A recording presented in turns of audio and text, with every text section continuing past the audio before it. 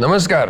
ભારતીય સંસ્કૃતિ મુજબ ઋષિ મુનિઓએ ખૂબ સરસ મજાના તહેવારો આપણને આપ્યા છે. બહુ ટૂંક સમયમાં હોળીનો તહેવાર આવે છે. વૈજ્ઞાનિક મહત્વ પણ એમનું ખૂબ છે.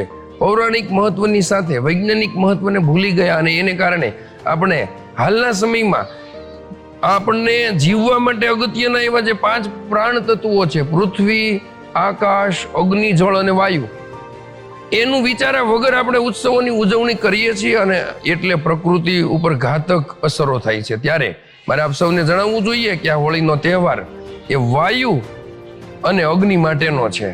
જ્યારે આપણે હોળી પ્રગટાવીએ છીએ ત્યારે એમાંથી જે મુક્ત થતા વાયુઓ હોય છે એની અવકાશમાં ખૂબ અસર મોટી થતી હોય છે. આપણે હાલના સમયમાં વધેલી વસ્તુઓ છે એમને સળગાવીએ છીએ, ધુમાડો કરાવીએ છીએ અને કાર્બન ડાયોક્સાઇડનું પ્રમાણ વધારીએ છીએ.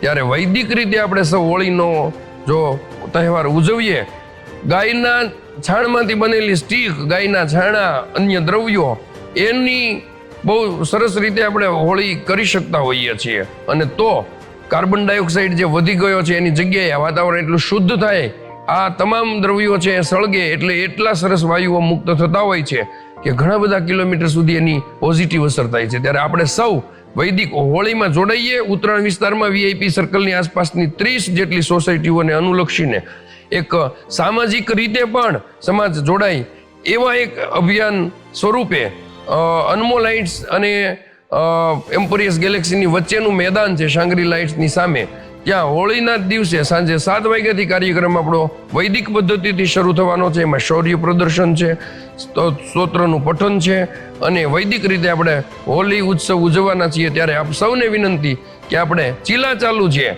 પર્યાવરણને નુકસાન કરતી હોળીઓ હોય એનાથી બચીએ અને ગાયના ચાણમાંથી જે સ્ટીક હોય છે, છાણા હોય છે, એમાંથી થતી હોળી છે એમાં આપણે સૌ જોડાઈએ. આપ સૌને હું આમંત્રણ આપું છું, આહ્વાન કરું છું કે આ 30 જેટલી સોસાયટીઓના સામૂહિક વૈદિક હોળી ઉત્સવમાં આપ સૌ પધારો અને આપણું સૌનું પોતાનું અનુદાન છે પ્રકૃતિના. હોળીમાં આપણે આવીએ ત્યારે કેટલીક બાબતોનું ધ્યાન રાખીશું જેથી વ્યવસ્થા પણ ખૂબ સારી રીતે જળવાઈ શકે. 30 જેટલી સોસાયટીના લોકો ભેગા થવાના છીએ ત્યારે આપ સૌને મારું આહ્વાન છે કે આપ ચાલીને જ આવશો જેથી પાર્કિંગની પણ સમસ્યા ન નડે.